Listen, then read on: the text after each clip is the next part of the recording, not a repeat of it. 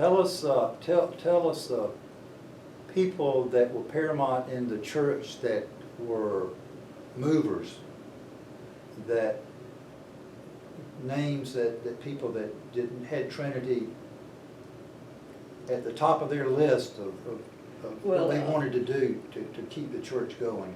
Always, Frank Moore and Payne Majette were paramount in any, and Godfrey Smith and Ernest Menendez. The ones I remember the most. Beth Moore, probably. Beth. Mrs. Frank Moore. So to conclude our interview with you, please tell us when you left, then you came back and what had transpired in the history of Trinity from the time Oh, goodness. When I came back 20 years later, because after I got my degree and went on to work in some other churches and married and had a family, we decided to come to Tallahassee. My parents were still here and members of Trinity. Dr. Foster, George Foster, was the minister at that time. And Madeline Wilson, the staff, of course, had grown a great deal during that time. Madeline Wilson was the director of Christian education, and she lived in the little house down on the corner. She moved away, and so Dr. Foster asked me if I would be interested in working at Trinity.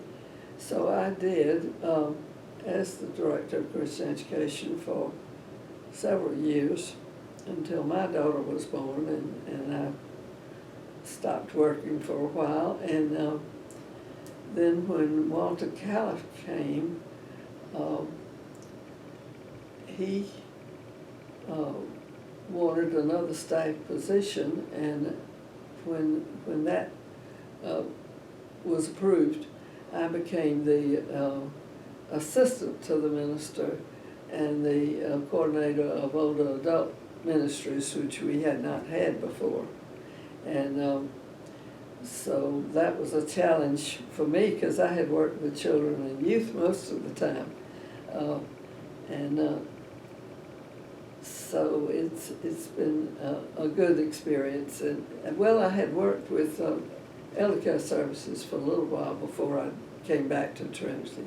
So I'd had some experience and training with working with older adults. And so that when was you my left, last. when you left, you came back 20 years later. Mm-hmm. So when you came back, the old parsonage was gone.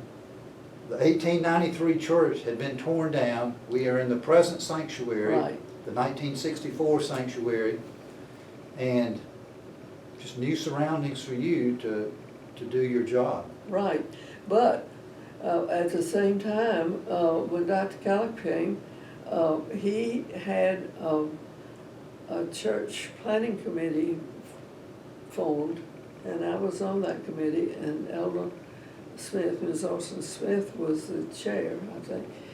We worked for months developing a 5-year plan because the church really was not doing a whole lot. And depending on the staff mainly to do everything.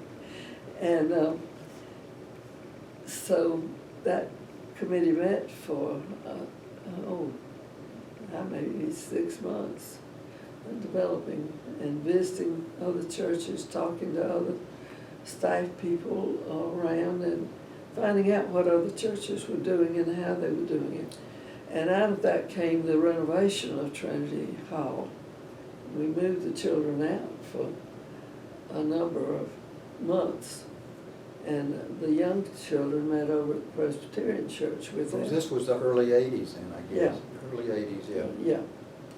And so I was a part of all of that transition to get some renovation done in Trinity Hall that was badly needed.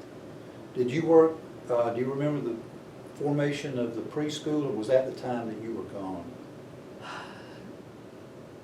There had been a Trinity kindergarten before the public schools had a kindergarten. And my son Jim we had moved back to Tallahassee right at the end of that period. What year are we talking about? 67? You said 20 years. 67, 68. Was the last year of the kindergarten at Trinity, because the public schools opened for 5-year-olds. Then Mary Blackburn and Claire Nash started a preschool about the time my daughter was ready to go to preschool. And that would have been 75 or so. I'd have to I do don't my know. research on that one. We'd Yeah. have to look that up, but it was something like that.